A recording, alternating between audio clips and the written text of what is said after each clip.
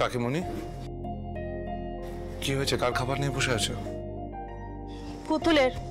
আর কার? কালকে থেকে মেয়েটা কিচ্ছু মুখে দেয়নি। আমি আর ময়ূরী গিয়েছিলাম ওর ঘরে ওকে খাওয়ানোর জন্য, খেলো না। উল্টো দিকে মুখ করে যে শুয়ে রইলো, আর উঠলোই না। হ্যাঁ রে দাদা ভাই, অনেক চেষ্টা করেছিলাম, মাথায় হাত বোলালাম, অনেক করে বোঝালাম, মাও বলল, কিন্তু পুতুলটি যেন কাঠের পুতুলের মতো শুয়ে আছে, কোনো প্রাণী নেই। যেন এত কথা বলছি, কোনো কথাই কানে পৌঁছচ্ছে না।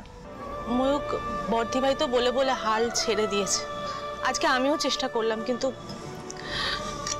মেয়েটা যদি এভাবে না খেয়ে থাকে তাহলে কিন্তু অসুস্থ হয়ে পড়বে ময়ূক। এভাবে যদি খাওয়া দাওয়া ছেড়ে দেয় তাহলে কি শরীরটা ঠিকবে বলতো? আমাকে দাও, আমি দেখছি।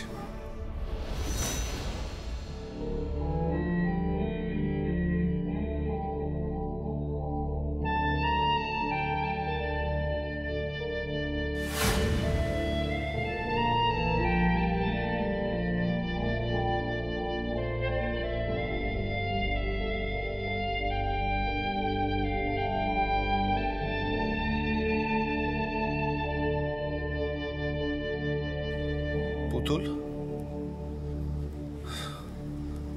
পুতুল, দেখেছিস দাদা ভাই, পুতুল দি সেই তখন থেকে ওপাশ ফিরে শুয়ে আছে।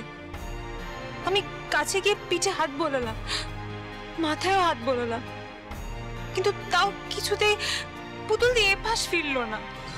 আমি তো ভাবলাম ঘুমোচ্ছে বোধহয়, কিন্তু দেখ আমরা এত কথা বলছি, এত ডাকাডাকি করছি, ও তো ঘুম ভাঙছে না, ও তো উঠছে না।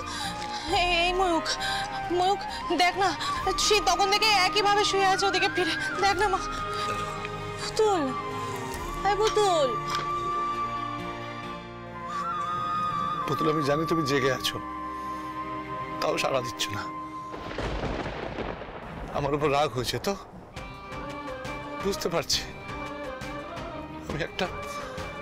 আমি একটা অপদার্থ বাবা, মেয়েকে এখনো তোমার কোলে ফিরিয়ে দিতে পারলাম না। ঠিক আছে, তুমি আমাকে যা শাস্তি দেবে আমি মাথা পেতে নেব। এখন তুমি খেয়ে নাও প্লিজ, খেয়ে নাও না।